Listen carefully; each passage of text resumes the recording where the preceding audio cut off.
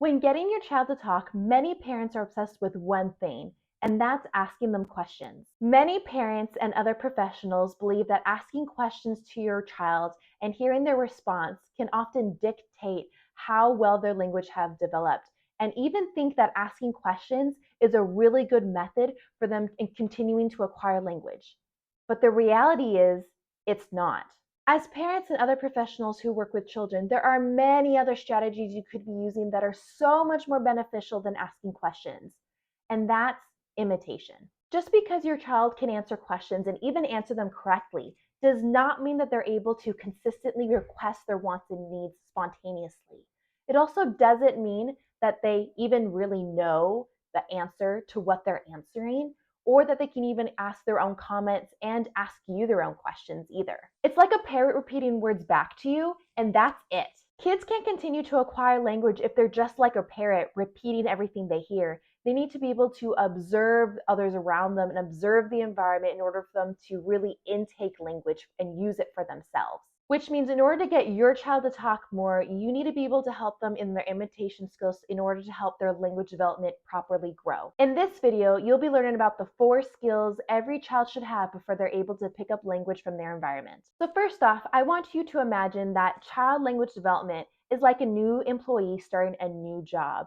You as the parent are the boss, and the new employee is like your child in your child's language development. The boss wants to see the new employee thrive and succeed at this new job. But instead of giving them the proper guidance, education, and allowing them to observe others, they immediately start bombarding him with questions and expect the employee to already know the answers to every single question. The child, like the new employee, might feel overwhelmed and confused of what to say or even what to do. This can result in the new employee or the child being silent, eloping, and maybe even coming up with answers to questions that they don't even quite know the meaning of, but yet they've heard them said and think that's what thing they should be saying within that moment. In this scenario, this new employee needs to be able to learn and watch from other experienced employees in order to do his job well and to learn properly. And in the same way, children need to be able to learn, listen, and imitate from the other adults around them in order to really excel in their language development. This gives your child an opportunity to learn at the pace that's appropriate for them on their language journey. And like a new employee, allows them to get time to be confident in the skills that they are acquiring. And one of the first ways in order for you to help your child start to learn how to imitate and to watch you is through this acronym called YUMS. And one of the first steps in this is you need to imitate them. When you imitate your child, you're helping form what's called joint attention. Joint attention is when you as the parent and the child are both looking and observing and essentially have your attention on the same subject, thing, object, idea, whatever it is. You guys are both having your attention locked onto that object. All your child's actions and vocalizations need to be imitated by you immediately after your child acts or says the thing that he does. And when you are repeating some of these words and phrases that they're saying or sounds, you want to do it at the same tone and duration. You only want to move in imitation of your child. If your child is jumping up and down, you're jumping up and down. If your child is crawling on the floor, you're crawling on the floor. And you want to also make sure that you're at eye level so they're seeing every movement that you're doing as well. Progress starts being made when your child realizes that he has the power in a way to manipulate you. When he realizes, or she realizes, that when they move their arm, your arm moves also, you've now created joint attention. And once your child has understanding this power, you're ready to move on to step 2. Next is object imitation. And when you first start with object imitation, you want to make sure it's silly. You want to make sure it's funny. They're not going to want to imitate you if you're boring, if it's not fun for them. If they're laughing and giggling and have a big smile on their face, you know you're doing it right. So there's 2 ways you can go about this. You can essentially take turns imitating. So where you are imitating your child and then you slightly change something and see if they imitate you back. And you kind of do a turn taking. You imitate them, they imitate you, and back and forth. So for demonstration purposes, I'm going to be using Petunia here. So when you sit up with your child, you want to make sure that you're sitting directly across from them so they can see you and you can see them.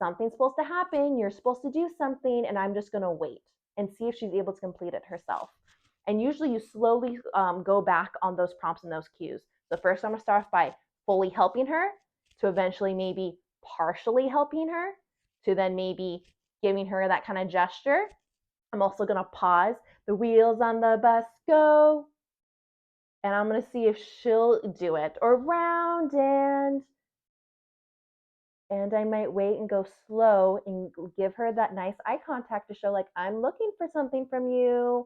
And usually a lot of kids, once they have it click, they're really motivated to start imitating because they want you to finish the song. So they almost have the power to continue the song by them continuing to imitate. Next is sign communication.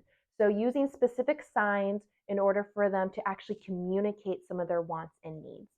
So a lot of really popular signs and really great signs to use is like more, help, put on, all done, eat, drink, right? Those are a lot of really common signs that I encourage you to use with your child if you are just starting this from the beginning. A lot of parents also tend to stick with just one sign and don't go to other signs. Again, we want that generalization. So we don't want them just to do one sign. We want them to do a lot of different signs. So I don't necessarily want you to think that once your child can do more, that they know imitation and have it mastered. That's not necessarily the case. If they're able to do a wide variety of imitation skills and other signs, that's when you know that their skill is generalizing and they're getting closer to talk. An example with my lovely Petunia here, I'm going to use the sweet potato as a ball because that is all I have. And so what I might do is we might roll the ball back and forth and I'll roll it back. And I'll be like, ready, let's do more. Let's do more. Let's do more. And I'm going to keep doing that to show her when she makes this sign, we continue whatever thing she's doing. And you want to obviously pick a really highly motivating task. Maybe it is rolling around a sweet potato. You know, maybe it's doing blocks. Maybe it's pouring foam blocks on their head. I've done that with lots of my kids. I've also seen some where you take something and you sneeze, achoo, and it comes and it falls down, and kids just think that's hilarious. And so let's do more, and then do it again. So, and then after a little bit, again, like I showed you earlier, you're going to want to decrease in those signs. Ready? Let's do. Maybe I push her hands together. Maybe she finishes and pushes them in herself. Maybe I go right here, and then she does it on her own. You want to slowly see, where their line's at. If they give her 10 seconds again, and if they can't do it, help them finish doing that. So these are the basic imitation skills that your children should have before being able to start to imitate talking. And maybe your child hasn't even started talking yet. Maybe they're babbling, or maybe they're not talking consistently. You should be working on these imitation skills first, and then that'll eventually lead to them talking a lot more later. But what if your child's already doing really good with their imitation skills? What's next? Well, I have another video right here that helps give you different tips and tricks to help your child continuing to expand their verbalization and tools and tips that you can use to help them get there. So check it out. I'm Grace Hedgecock, your speech language pathologist, and I'll see you in the next one.